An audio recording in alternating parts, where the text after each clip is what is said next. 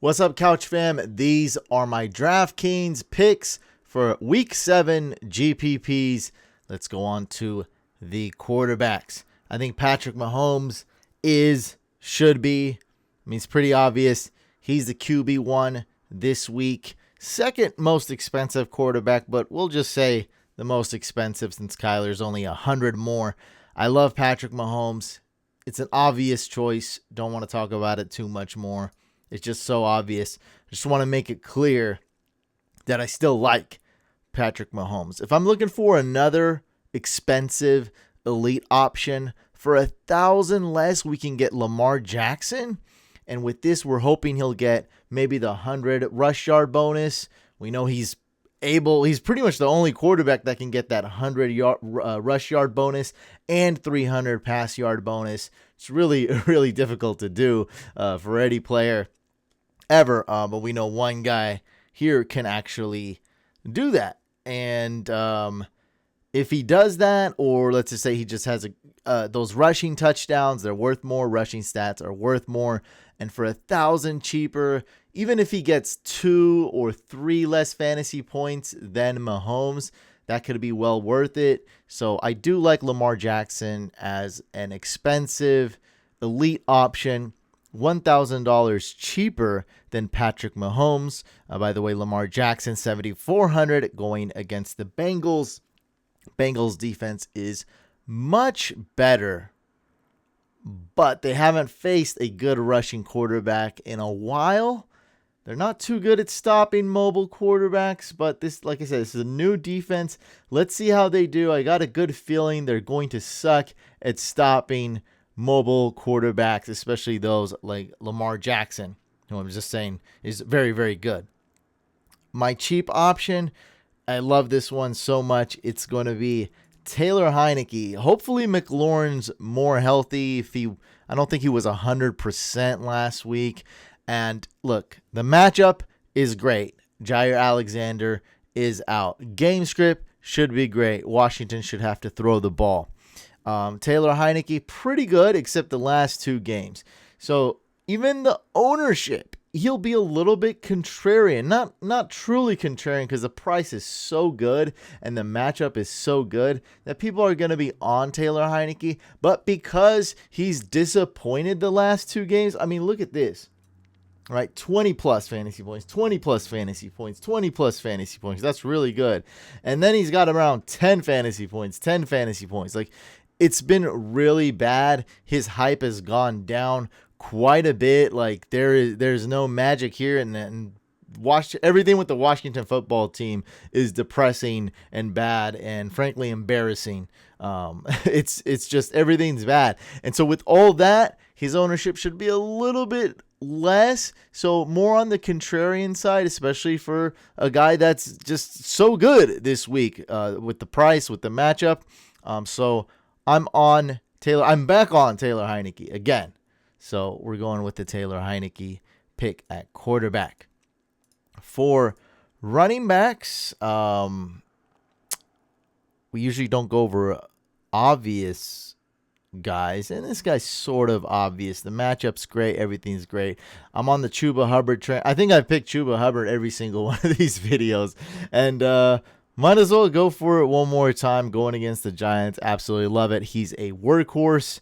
It's rare you get a super workhorse at a decent price with a good matchup at, for $6,100. It's pretty rare that we do get that. And by the way, last week we did well.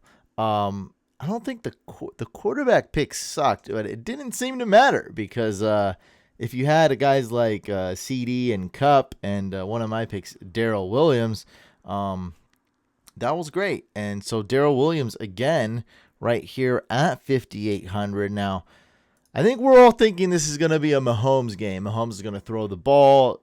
Guys like Tyreek Hill, Kelsey, maybe even sprinkle a little bit of Mecole Hardman in there. But we don't know. We just know it's going to be a high-scoring game. We know that the Chiefs don't really have any other running back other than Darrell Williams. Jerick the Jet McKinnon will only be sprinkled in there here and there. So he'd have to get a super lucky touchdown, probably well over 20-yard touchdown, which he can do, but he's really not going to be part of that offense. He's just going to give Darrell Williams a break, more of a change of pace back. Darrell Williams is a true workhorse. He's going to be catching passes. He's the goal line back. We've seen that. That's why I picked him last week. And again, this week, he's someone to consider. Not an amazing pick, not an amazing suggestion by me, but still a solid one. We're going to get into more sexier picks here, and that's going to be J.D. McKissic. This is a Taylor Heineke theme video here. J.D. McKissic, game script, checked. The Washington football team should be playing catch up at least a little bit. Antonio Gibson injury, check. He's not 100%. I've seen him practicing. It didn't look too well. I mean, he's going to play. He's questionable. So, yeah, he could be a contrarian pick, but I've pretty much lost faith in Gibson. Not really his talent or anything. It's just unfortunate situation for Washington, and he's just suffered this. What is this? His third injury so far this year. It's not looking good. So, yeah, J.D. McKissic, the price is right. The game script's right. We play full PPR. And this guy seems to consistently get those big plays and touchdowns. We'll see how he does against the Packers. Anyway, $5,000 for J.D. McKissic. And those are really my only running back picks. But if you do want cheaper options, we're going Ramondre Stevenson, 4,700.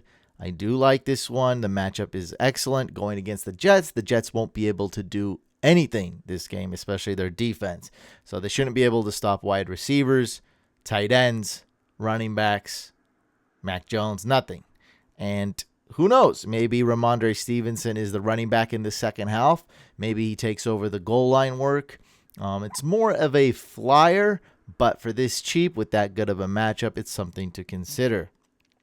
I think a safer running back would be, and we don't really like safe too much, would be A.J. Dillon, because we're seeing, what is it, about a 60-40 split, something right around there, 35 touches for Aaron Jones, 35 snaps for Aaron Jones, maybe 25 snaps for A.J. Dillon, something like that, and that's pretty safe for a game where the Packers should have a lead. 4,600, A.J. Dillon going against Washington. And if you need a super cheap punt, we could go Sony Michel. Don't have any faith here, but when we're talking about the Jets defense, talking about the Lions defense, absolutely the worst. They're 0-6. They allow the most points to running backs. And after the Rams have a 4-touchdown lead, maybe we see Sony Michel. Again, I don't have a lot of faith in it. I just wanted to mention Michel, Dillon, and Ramondre Stevenson as cheaper options if you do want a punt and you do need salary relief. Because I think we might be spending up on tight end. We'll get to that soon. For wide receivers, if you have Taylor Heineke, you may want to stack him with McLaurin.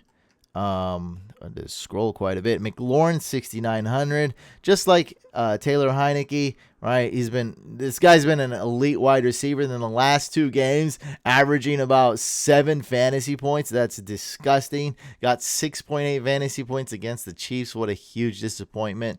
And that's why we might go back to it. So if you have Taylor Heineke, I would definitely consider a double stack. Don't do a triple stack, but I'd do a double stack, which means you could go with McLaurin and McKissic, or you can go with McLaurin and Ricky Seals-Jones. We'll get to that soon. But we do have McLaurin 6,900 with Jair Alexander out. They're going against the Packers. We keep talking about the same game, so you guys should know what I mean by now. 5,900, Chris Godwin. How chalky is he going to be? People's going to be picking Evans and Godwin, so we'll see. We'll see how chalky he will be. Probably be decent chalk here because Godwin, I think, is the cheaper one. Mike Evans, if I'm not mistaken, is 6,100. Is he? I don't even see him. I remember incorrectly. Evans. Oh, 6,500, way more expensive. Okay, so Mike Evans is 6,500. So I assume Godwin could still be chalk. I still like him. I don't care. 5,900 for Godwin, 6,500 for Mike Evans. If you're doing a lot of entries, you're a multi-entry guy, you may want to pick a couple with Godwin and a couple with Mike Evans. Mike Evans should be less owned for sure. $600 more. That's pretty significant. But I project Godwin to do better. More targets, more receptions, more yards, and even maybe more touchdowns than Mike Evans, or at least higher chance of scoring a touchdown. So I still like Godwin even in GPPs. And I know this guy sucks for 2 games and he does well for 1 game, but he's still here, Devontae Smith, and he just had a bad game against the Bucs. We'll see how he does against the Raiders. This is my ideal GPP pick. He's cheap. The Eagles suck. They have to throw the ball. They have to call pass plays. That's why Miles Sanders hasn't been that good this year. And it's all Jalen Hurts. So maybe you go with the Devontae Smith and Goddard. And just to be clear, Jalen Hurts is not the best guy to stack a lot of players with. You can go with Devontae Smith and Jalen Hurts. You can go with Goddard and Jalen Hurts. It's not a good idea to do both. I'm probably dumb enough to do both. I'm probably dumb enough to have one lineup with Jalen Hurts, Devontae Smith, and Dallas Goedert. Because of this, Jalen Hurts is essentially still a rookie. He hasn't played that many games. What's he played, like 10 games so far approximately? I believe he's going to take a leap forward and actually be a good passer, be a good quarterback. And when that happens, you're going to wish you had that double stack when he actually starts throwing the ball. Like, not bad. Like, he throws the ball sometimes, but it's bad. Not accurate.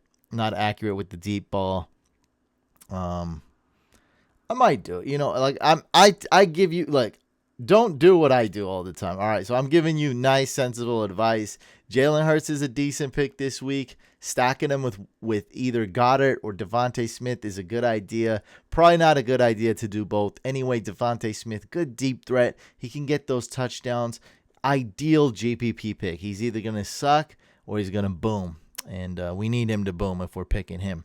Oh, by the way, he has 44 targets on the year. I believe that's 23rd amongst wide receivers. So not incredible, but still pretty good. Promising number here. It's the third highest, projected to be the third highest point total of the slate this week. It won't be that 57-point total with the Chiefs game. It won't be the 50-point total with the Lions-Rams game, which has just the Rams putting up all the points and the Lions putting up no points. But it's relatively a high-scoring game, and Devontae Smith has sucked enough to the ownership should be down. With Tyreek Hill and Kelsey banged up, not really banged up. I'm not going to say like they're really injured or anything. We could go with another option, Mecole Hardman, opposed to going with Tyreek Hill or something. Mecole Hardman getting a lot more targets. He saw 12 targets week 5, 5 targets this past week, week 6. Josh Gordon hasn't really been involved in the offense, so this is the number 3 option in the pass game, the number 2 wide receiver for the Chiefs. I think his role has been cemented, but the price hasn't quite caught up to it. It's not that I love Mecole Hardman, but if you do pick a guy like Mahomes, it's going to be difficult to pick Kelsey and Tyreek Hill. So maybe you go with a guy like Mecole Hardman and hope he gets in the end zone. 4,300 for Mecole Hardman. Now, we want to identify this chalk. Chalk identification, please. We have Rashad Bateman. He's all over my Twitter. I think he was trending on Twitter. 3,400. Excellent pick this week. He's cheap. He is going to be a bit chalky. There's a lot of Rashad Bateman truthers out there. He has a big fan base. And with this price, with Sammy Watkins out, I think who else is out? Starting right, Latavius Murray out, which, I mean, it's not a big deal. But just saying that, Rashad Bateman could be the number 3 option in this passing offense. Could be the one that sees the least amount of coverage. Number 2 wide receiver. He does have some big playability. And, I mean, he did well week 6. Did better than I thought. 6 targets, 4 receptions. He didn't crush it or anything, but still 6 targets is very promising. We saw, hey, we're going to use this guy right off the bat. So this will be chalky. Don't know if I'll be picking him too much. This is chalk that I think I'm going to avoid. But if you're looking for that one big play, Van Jefferson for $100 more. So this is a nice pivot. Will not be chalky. Nobody's going to pick him. Going against the Lions. Lions, maybe they concentrate on stopping Woods and stopping Kupp. And Van Jefferson gets wide open. I like what I've been seeing out of Van Jefferson. He's still a little raw. But for this price and that matchup against the Lions, could be a nice pivot from the chalky Rashad Bateman. For tight ends, this gave me a lot of trouble. I had to do a lot of research to help you guys with this list. Look, I'm not going to name this guy here. See this guy? He's good. We know that. We know that. He's the tight end one every week, every year. We know this. But what are our other options? We already talked about Dallas Goedert. Amazing. 4,600 going against the Raiders. No Zach Ertz. Love it. Great stack with Jalen Hurts. I also like Ricky Seals-Jones. Talked about that. Great stack with Taylor Heineke. He's the tight end 1, and Washington's pretty banged up. Should get a lot of targets. So those are my top 2 options other than guys like Kelsey. If you do want to save at tight end, I don't recommend you do. But if you do want to save, my 2 cheap options are, you know what? I'm not even going to name this guy. I don't trust Jonnu Smith. It's a great matchup. They won't be able to stop him, but I just don't think he's going to get enough volume. I don't like it. But Cole Kmet at 3,000, and look, I know it's not going to be it's not a super sexy contrarian pick, but Allen Robinson banged up, Jimmy Graham is out. Cole Kmet, good matchup, should do well, should get enough targets, and should get about 100% of the snaps. At tight end, let's see how he does. I do like it. And Mooney's still playing, so it's not like they can just double or triple team Cole Kmet. I don't think they'll do that, the Buccaneers. So I do like Cole Kmet as a cheaper option. But this week, if you can in GPPs, I'd probably spend up on tight end. And defenses, I'll throw out a bunch of options for you if you don't like this one or you're doing multi-entry. But essentially, this is the pick.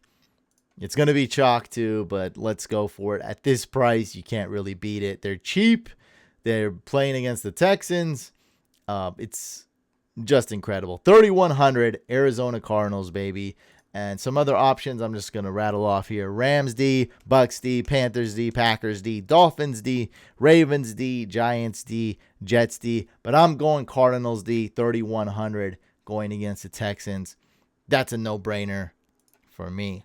All right, guys, that's all we have for this video. Make sure you subscribe. We also have a second YouTube channel. Really appreciate it if you check that out. It's called Fantasy Couch Podcast. Subscribe to that second channel as well. Smash that like. I read all the YouTube comments, so drop a comment below, and hopefully I'll get to it in time before kickoff. Let's go get that W. Let's get in the green. Let's do it, baby. Peace.